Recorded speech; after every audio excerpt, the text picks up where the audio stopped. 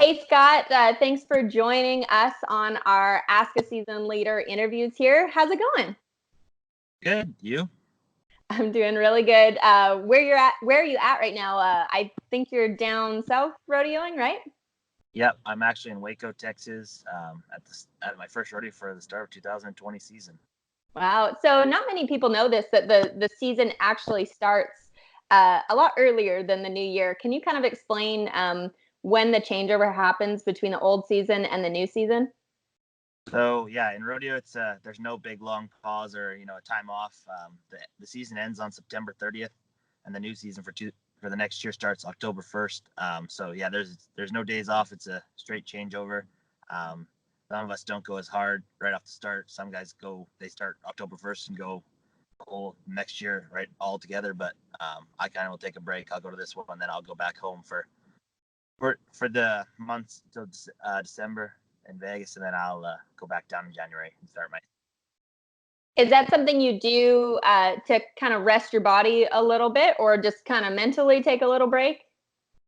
Mentally and just take time off. Go home, work on the ranch, see my wife, my family. I don't see them very often, so I enjoy seeing them. So it's a nice break, and yeah, it gets a long season. Come September, usually every year you're kind of wore out, and you all want to go home, and you got to struggle through it to make the NFR or TFR even. So yeah, you try to keep going. Now, speaking of your wife, you and Becky have your first baby on the way. How's everything been going with that? Good. Yeah. We are only, well, she's 37 weeks on Sunday, so we aren't very far away. She's been feeling awesome, and yeah, it's been pretty chillaxed. We hope our baby's gonna come out and be the same way, or we're gonna not know what to do with ourselves. But yeah, When is the baby due? November 3rd, so the last day of CFR. So it comes early. She's hoping it's later than CFR, but we'll just go with what happens. Is how it goes. So there could be maybe two great things on November 3rd for you. Yeah, it could be. I don't know if they go hand in hand. That might not be a good day, but we'll see. It might be a little busy for you. Yeah. So Scott, take me back to last fall. You won the CFR about 20 years after your dad did. How special was that for you? It was definitely a dream come true. I started rodeo a little bit later than a lot of kids. I played hockey when I was in high school and stuff, and didn't rodeo. And then I went to college. And while I was at college, I was bored, so of course I thought I should go to the arena. And I actually started roping calves first, and then I picked up bulldogging. I came home that summer, and Dad's like, "Why don't you enter gooseberry in the bulldogging for the all around?" So I was like, "Okay, yeah, sure, I'll do that." So I started bulldogging, and really haven't looked back. So to be able to follow my dad's footsteps, yeah, it's definitely a dream come true. Especially that he kind of was the guy that got me started with bulldogging, and he taught me kind of what I know.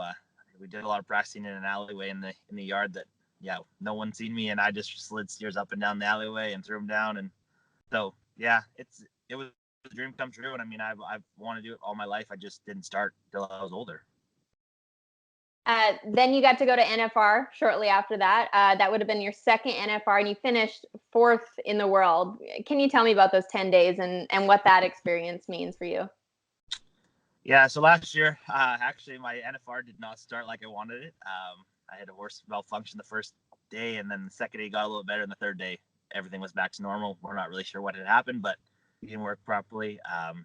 So the first few days in NFR last year were a little bit struggling, and I, kind of tried not to think about it and let it go, and things happen, and then then it turned around, and I end up having a good finishing kick, I guess. I'm kind of that. That seems like that's how all my finals go. I start really slow and then pick up at the end. But it was another dream come true.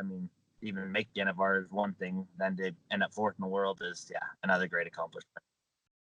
Let's fast forward a little bit to this season. You're just starting your 2020 season now, but when did your 2019 year start for you? Actually, 2019 year started last year at the same exact rodeo. I flew down here it was an All-American finals at that time. Um, I'd been there a couple other years and I had no luck. I actually was like, I don't even know why I'm going. I never have any luck at this rodeo. So to go down there, and then I end up winning the whole thing and won about 10,000 on there. And it kickstarted my year, and and definitely my winter run. I mean, without that money, I would be, been a little more struggling. That's for sure. What about your CPRA season? When do you typically kind of finish your American winter run and focus a little bit on the Canadian side of things? So yeah, my winter run starts in about the middle of January when I go to Fort Worth and Denver, and then I'll come back in about April, back up to Falkland, and that's kind of when I start the CPRA, and then I'm up there for usually about a month and a half. I'll go to a couple down the States, but not as many, and then come June and middle of June and July, Reno usually again, and we start going back and forth both sides of the border. But I have kind of a month and a little bit there where I really like to focus up there in Canada, and I get to be home and have cows and stuff. So that's where I get my time to focus there, and that's where I usually try to win quite a bit there when I'm up there for that month, just because come the summer I'm doing a lot of long hours back and forth across the border and not much sleep, and it kind of wears a person out. So if you have a little jump start, it helps at the start of the year. And you really did get a jump start. You won the Grand Prairie Stampede, which was new on the tour again this year. Grand Prairie upped their prize money, so they were back on the tour. Was that a crucial win for you to really get things going in Canada? Yeah, it was. I mean, we had Regina last year in the fall, and I'd done well there. I ended up second. So I can't remember what I had won, 5,000, something like that out of there. So I had a little jump start, but then, that Grand Prairie hit was a very crucial hit for me. Kind of got me that jump that I needed to, and kind of have a start on everyone in that up there. So, I mean, it was a very crucial. I mean, it wasn't, the end all that I needed to win that exact rodeo, but that was definitely helpful. You also won Morris and Dawson Creek. Tell me a little bit about those, kind of both ends of the geographical spectrum for our Canadian rodeos. So why is it important for you to trek all the way out there to Morris, Manitoba, or all the way over to Dawson Creek, British Columbia to hit those rodeos? Well, they're both very big rodeos. They're tour rodeos, and our tour up there is a big deal. I mean, you win the tour, you get a place in Calgary Stampede, and it's also the biggest paying rodeo, so you can't really afford to miss them. Morris is a long ways out there. I usually fly from Spanish Fork or Ogden, and we've had some quite entertaining flights, rainstorms, hailstorms, and it usually rains in Morris. But I fly out there, and then same thing with Dawson. We've come from somewhere else usually, and it's an all-night deal. We've slept on airport benches and such like that to get to Dawson, but at the end of the day, I mean, you have to go, especially if you're up there. And then they count down here, but they're huge up there in Canada. I mean, you end up winning like that. I won Grand Prairie, Dawson, Morris. I mean, those are three big rodeos that just makes me not have to go to maybe a couple of the other littler ones or whatever, if I don't have time to go to them. Any standout runs from the season for you that just felt really good? There was a couple. Dawson Creek was one of them, and Grand Prairie, both of them. Dawson was a steer that Clayton Moore had run. I rode Clayton Moore's mare up there, and he just said, "Break down the wall, and I'll bring them. You just don't worry about riding." I'm like, okay. So I got a good start. Steer wasn't really running, and really, really extremely good on the ground. Which having those kinds of runs, kind of even at that time of the year, especially at Dawson, it kind of be in the end, you get, it makes you have confidence for the end of that last kick of the year. Grand Prairie's the same thing, especially at the start of the year. Those are dead fresh cattle in Grand Prairie, so that's always a good one to hit at and make a good run at, because without that run, you're not, you could be kind of down the dumps, like, oh, I didn't score well, or I didn't do this, or I didn't do that. But you have to remember the steers are dead fresh, so to be able to read one and make a good run, I feel like is a kind of a definitely boost to your season. Can you explain that too for someone that's maybe just starting in rodeo or someone that's not in the sport, the difference between, knowing that steer and kind of having a plan versus actually reading one? What do you do and what goes through your mind when you're in those two different situations? So if you know your steer, that definitely helps. It helps anyone and everybody, even somebody that's starting. It definitely helps a lot more. So what we say is the start. So some starts you get to go like really fast, like as soon as you nod your head, you get to go. And then there's some you got to see a little extra, which means you got to let your steer have a little more of a head start. Otherwise, you would break the barrier. So knowing your steer in that situation is really helpful because some steers are the slower, and if you break the barrier, yep, you're plus 10, you're not going to play. And then on the other side, when they're dead fresh, you don't know your thing or your steer, sorry. You have to read the play almost. So you got to be able to judge cattle and read what they're doing. Especially that because, some steers, even being dead fresh, they don't leave as hard. The shoot bangs, they scare, they don't really take their first step. So for us as professionals, yes, that makes it difficult. And quite often that actually is where you see people that maybe know or been around cattle a lot more in their life will read one a little bit better than the guy that doesn't. But I mean, anyone can jump one. You just have to be able to just try to read it. And sometimes you get fluky. I won't lie. There's quite often I'll do it and I'll ride and then I just pull to get out instead of just completely scoring right from the corner. What sort of things do you look for? I know certain people look at even things like their coat. If one has a slicker coat, they think they're going to be faster, things like that. What are things that you personally look for in a steer when you have to read one? Yeah. So like for fresh cattle, usually a steer with a slick hair coat is probably pretty healthy and they're probably going to have a little more fight to them or energy. And then one with dead hair, just like longer, not a shiny coat. They're usually a little bit off of the pace and they're usually pretty good on the ground, but yeah, they sometimes will be a little more dead. You catch them and they'll maybe just kind of be oomph instead of, jump by you or whatever and, hit. Other than that, I don't really honestly pay attention and worry about that stuff that much. I mean, I'll look at the steer, but I'd rather just kind of just blank out and just go do what I want to do and focus on my run and take it step by step. I mean, you could put it all together and think you got the world's best steer because he's got the dead hair and this and that, but at the end of the day, you still have to go make the run. So let's talk about horses that you rode this year. You mentioned you mounted out on Clayton Moore's. Can you tell me all the different ones or a few of the different horses that you used in 2019? So yeah, the main horse I rode all the time was Bridger Chambers, Rooster, which is the horse I rode last year to make the NFR and the CFR.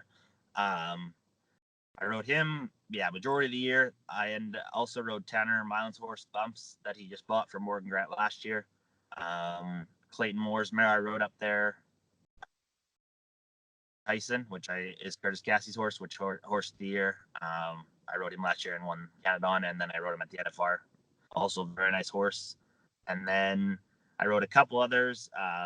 Punk, like Bo Anderson's horse, I rode in Canada, and down here in the States, I rode Rattle, which actually is the horse of the year down here, which is Matt Reeves' mare. Or kind of the horses I pretty much rode, wherever. I only rode a couple of, like Punk and Rattle, like a couple times throughout the year. The other ones I've rode at, handful or almost 10 or 12 rodeos each. What do you look for in a horse? If it's one you've never been on before or you're looking to mount out, what draws you to someone's horse over another style? I gotta just look at, what horses what horse they've been winning on is a big thing to me. I mean, usually the horse they're winning on, or lots of guys are different guys are riding and they're winning on. Usually there's a reason they're doing it. It's not just because the guys. I mean, the horse is a huge deal in ours. One that scores is usually pretty helpful, especially because if you got to see it, or you can go and they don't leave and they don't rock off the corner for you. Other than that, I mean, I like the one that tries pretty hard and likes to run. I like the speed. I like to go fast, and I don't like to have to wait very long. But other than that, I mean, I'm pretty easy going. I'll ride kind of anything and everything. I've tried to make myself suitable for anything in case, you never know what could be at the rodeo that you can get on. Other than that, I mean, it's definitely your preference. Some guys don't like horses that run as hard. They can't get their timing with them. I've rode horses that can run, and then I've rode some that are slower. Either or, I try to make it so that I can practice both timings to get off. So we have some fan questions for you. We put it out on social media and let people submit what they wanted to know about the season leaders in Canada. And the first one you kind of answered a little bit, but we'll get into it a little more. Reese would like to know when you started steer wrestling and did you high school rodeo? So can you just explain a little bit more about, I guess, why you didn't start in high school and kind of what eventually drew you to it again? So yeah, I started in like it would have been 2010, which I was in my second year of college. I didn't start in high school.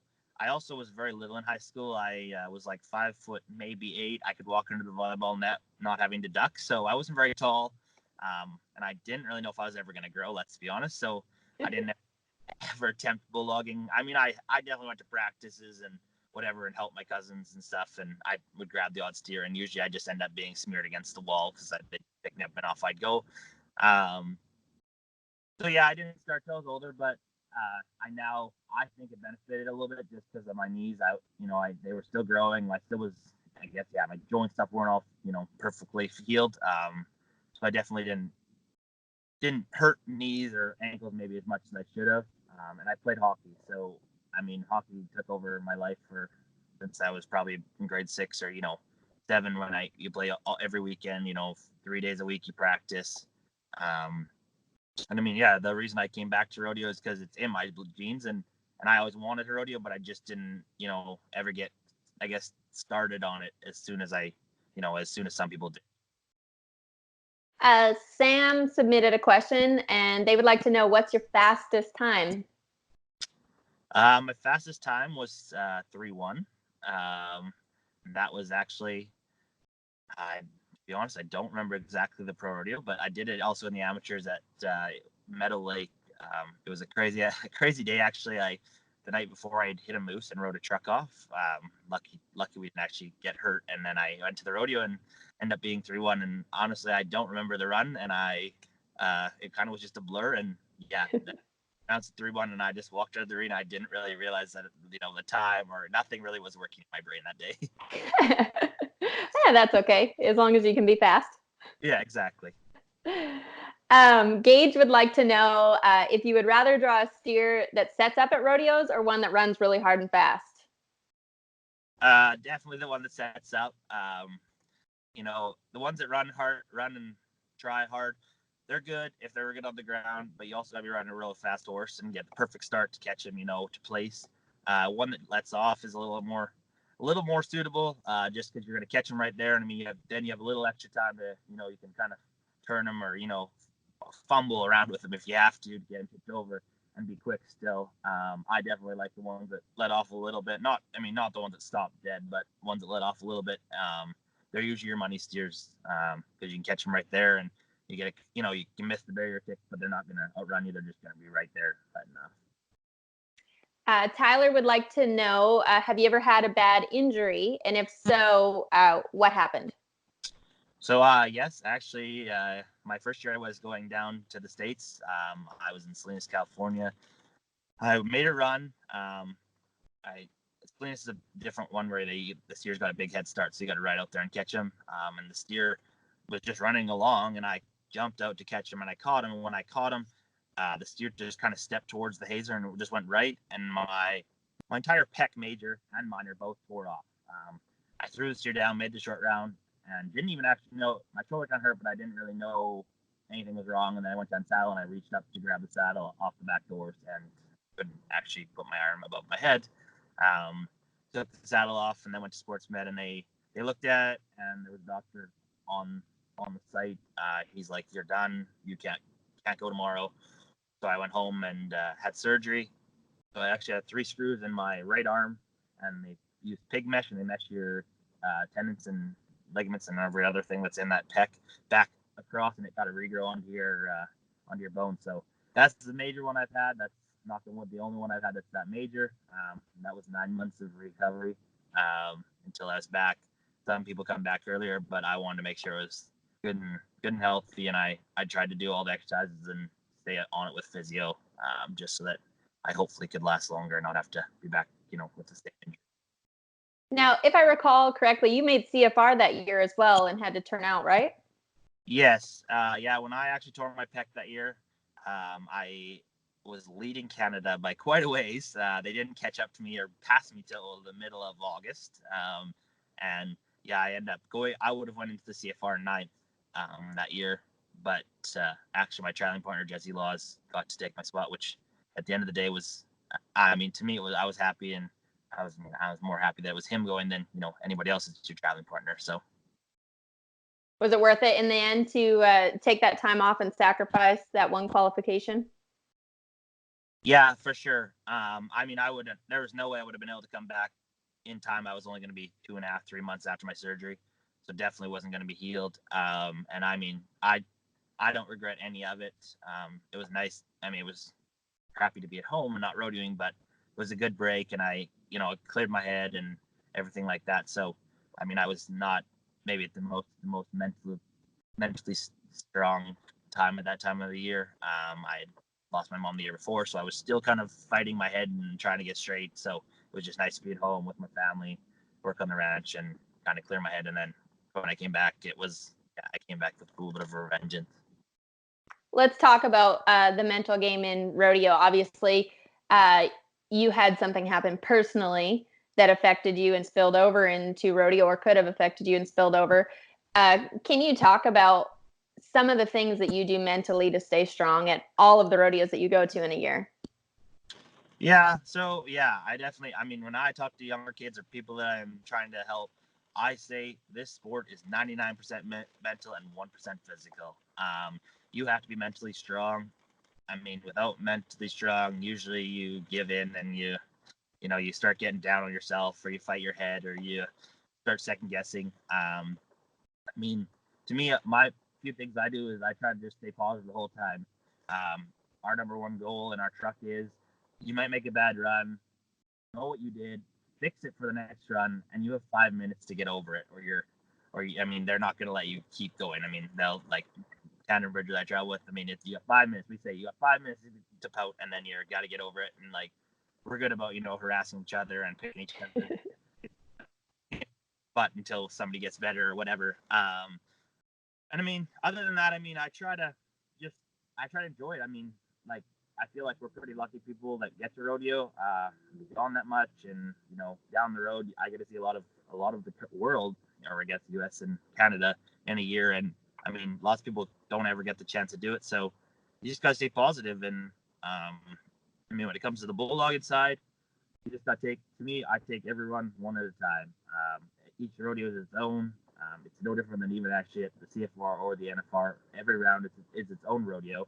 And I mean, yeah, there's an average at the end, which you want to look at, but at the same time, I mean, especially in Vegas, they pay $27,000 a round. I mean, one round can change you going from 15th to 9th or whatever, jumping up. So, I mean, you can't really just struggle. Especially last year, my first 2 rounds, I didn't have good rounds. I was trying not to fight my head, but at the end of the day, I was like, tomorrow there's a $27,000 check sitting there for somebody to win. So you kind of got to clear your head. Other than that, I mean, it's just, to me, it's just, your competitiveness is another thing, and don't let your competitiveness overtake your mind, right? You if you want to be competitive, you want to win, but you're not going to win every time you nod your head. That's just part of life.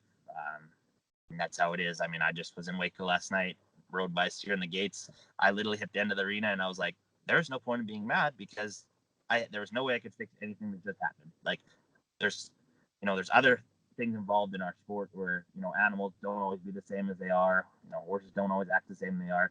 So yeah, you kind of got to take it in stride. So let's talk about CFR. Tell me about the other 11 guys that you're up against. Did anyone really stand out to you this season or really impress you? Yeah, there's a few. Definitely the Cassidys. They always are right there behind you fighting.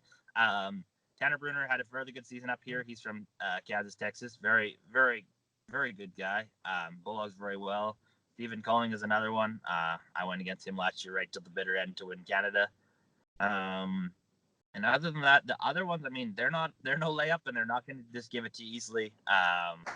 Depends. I mean, some people have trouble at finals and struggle a little more. I've done it. I know the feeling. So, I mean, it just depends, I guess, kind of how people's first night goes. Sometimes kind of sets the bar of how people are going to, do all that week. So speaking of that first night, I've been crunching some numbers, and the steer wrestling is actually one of the tightest events out of all of them. There's only $14,501 splitting you guys from 1st to 12th.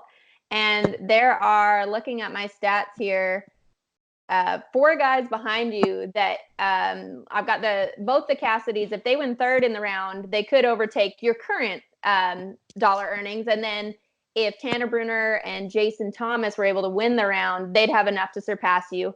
Now, that's if you didn't do anything in round one, of course. So can you just talk about like how tight that race is, and does that excite you when it's like that, or would you rather be much further ahead?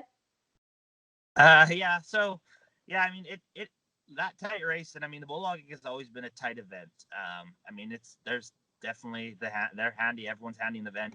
So, I mean, in the past few years, I've had a few bigger leads going in there, and yeah, they're nicer because sometimes when I don't have a very good first 1, 2, 3 rounds, maybe sometimes fourth round, I mean, that lead does help a little bit. But I mean, being as tight as it is with like Kurt and Cody, and yeah, like you said, third place, they could move ahead of me. That stuff I don't think about really, and honestly, I just go, like I said, one run at a time. It's another rodeo, and I don't get involved in the statistics and the numbers. I just try not to. I don't like throughout the year. I'll look at the standings to see kind of what I have won, knowing my money. But I don't. I'm not one of them guys that like wrote down, with a pen. I need to win this to make this, and I need to win this dollar to make that. So I just try to stay focused on the rodeo part of it. But I mean, yeah, it's a tight event this year, and I think it's anyone's game this year, really. So I mean, whoever bulldogs the best for 6 days is probably going to win Canada. Now, there's also four of you that have made the NFR as well. We've got Hunter Cure, who's a world champion, Bridger Chambers, Tanner Bruner, and yourself. What does that say about the quality of competition that people will see at the Canadian Finals when there's four of you that are also top 15 in the world? I mean, yeah, it goes to show like the top guys in the world are in both sides of they're in the world and they're in the Canadian, which I think is an honor as the Canadian, like for the Canadian Rodeo Association, that you have those world champions coming to the Canadian rodeos and coming and qualifying for the CFR. I mean, yeah, not every event has it, but we have luckily have four of us this year. And I mean, there's three others in there that are within the top 20, where we're in the top 20, that could have easily made the NFR also. So, I mean, you gotta, I mean, appreciate it. And I think the audience is going to get to see some very good bulldogging this year, having those four guys and then every other CFR qualifier.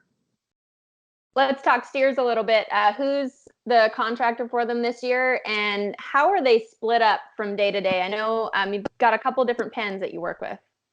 Yeah, so our steer contractor this year is Troy Hoff, which is I think it's Shoot 5. Is that right, or Shoot 6? I don't remember. Shoot 6. I can never remember his name. But Troy Hoff. So we'll have two pens of steers this year. We just ran a pen last weekend at a jackpot and picked from them. So they're gonna be a pen that leaves, tries, but is good on the ground if you make a good run. And there's a few of them there that will pull on you a little. So if you don't make a good run, well, they might eat your lunch for a few minutes. But and the other pen we haven't fully picked or set yet, which is kind of funny to think that we're not very far away and we haven't picked them. But they're going to be calling the doozy pen or the slower pen, and then really good on the ground. Those steers were at like Hannah and Brooks and Armstrong, kind of mixed together. But yeah, they'll leave good, but they're just not to run as hard, and they're usually maybe a little weaker on the ground. Right. So kind of a fresher pen and a more seasoned pen. That's what you're looking at. Yeah. One that tries a little harder and one that's a little slower. So kind of like you're gonna maybe have to score a little on the second pen or the whatever, and the other pen it's gonna be more like nod and you go as fast as you can. How does that work with that setup there? When you have faster steers, it's a small arena. Not many people know until they start coming up to Canadian rodeos just how small some of those hockey rinks are. So as a steer wrestler, when, it's a split second decision on that score when it's a faster steer, how does that affect you when you've only got, a couple hundred feet to work with? I mean, it's huge. If you don't score very well or you have trouble scoring, and you get in them hockey arenas, there's quite often you get outrun, or you break the barrier and the steer's like probably still in the chute, right? There is, like you said, a split second there. And I mean, last year I won't lie, my first 3 rounds at the CFR, it's not a very big arena, and I was at the other end of the arena for 3 runs solidly because I kept having trouble with the horse. We were missing the barrier, and then the steers were trying, and I ended up down the far end. And I mean, yeah, I was lucky to catch the 3 that I caught. I mean, yeah, it was a split decision, and it was just a split enough that my horse was kind of popping when I left the corner, and I was late. And then all of a sudden, I'm at the other end of the arena, and I'm 6 seconds or 7 seconds on a steer when I should be. Really, I should be 4 or 5, right in front of the box. But you missed the barrier, and that's what a lot of people don't understand. Like, yes, the bulldogging aspect in that is easy. It's the scoring that makes it very difficult, and especially at the finals in CFR, or sorry, at the CFR and the NFR. I mean, those are the huge things. The scoring is what you win around, or you end up 5th or 6th, right? That split second is what determines your payout, really.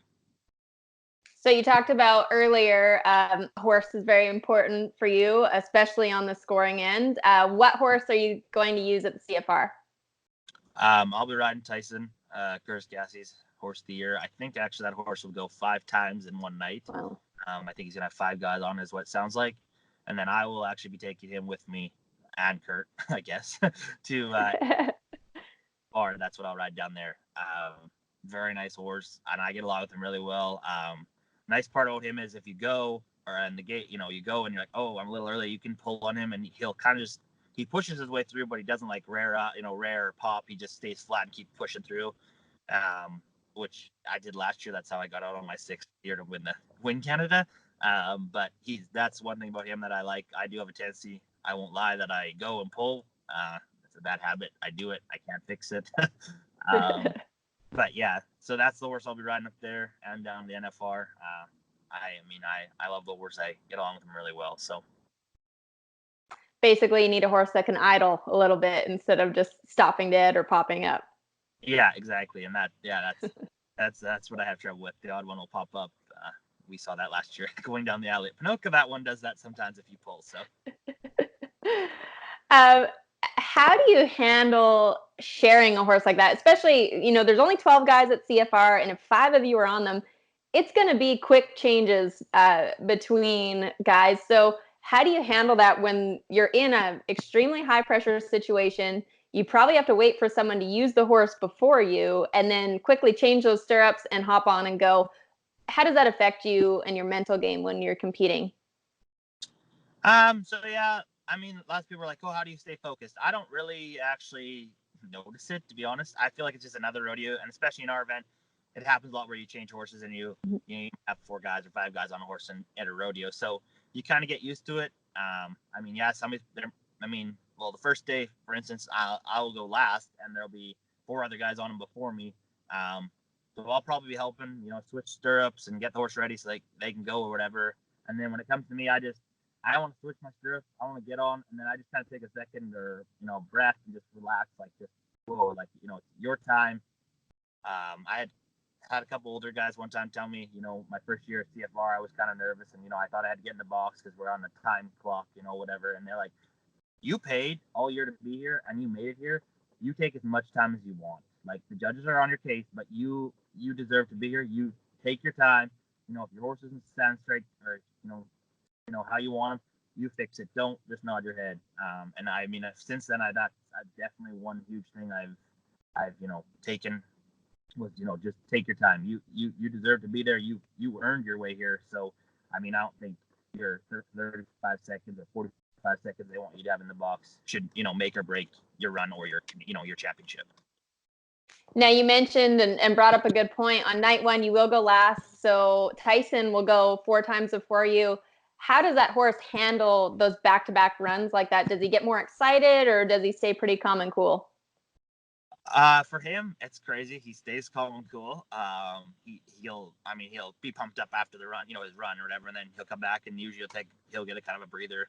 Usually there's 1 or 2 guys in between each guy, and then yeah, he'll just kind of ride back in the box the same way, just kind of put his head down, just wambers his way in there. And actually, quite often it's kind of thing you think you're like, this horse isn't even awake, like he's not going to leave. Try. He does every time, but yeah, he's pretty good about saving himself. I think he's kind of got a figure. He knows to, watch himself and look after himself. Not only, he wants to try for it. He gives you 100% every time, but he's not gonna waste himself away just because he's had 3 runs before year 4. He's gonna take a little breath himself. Yeah. What about your hazer? Who's gonna be hazing for you? So CFR, I actually don't really know it totally yet. I kind of play it by whatever Kurt gets. Bailey Mylan probably will be the one that pays for all of us, all 5 of us. Or if not, it'll be Kurt or Cody probably for me. And then at the NFR, it'll be Kurt will pay for down in Vegas. So you won. We talked about it a little bit. You won the Canadian title last year, and it was pretty meaningful because it was then something you could share with your dad, an experience you could share with him. What would back-to-back Canadian titles mean to you if you're able to win it this year? Oh, well, I probably would be like, more of a dream come true to win them back to back. I mean, it's not a layup up there to win a Canadian championship. I mean, to win it back to back could be very, very meaningful. Would be, I mean, probably another huge accomplishment / dream come true. I mean, I definitely not thinking of it as that. I'm just gonna go have fun, run by run, and hope see how it plays out. And I mean, it works out awesome, and if it doesn't, I mean, I'm not gonna be mad. I had a great year on top of it.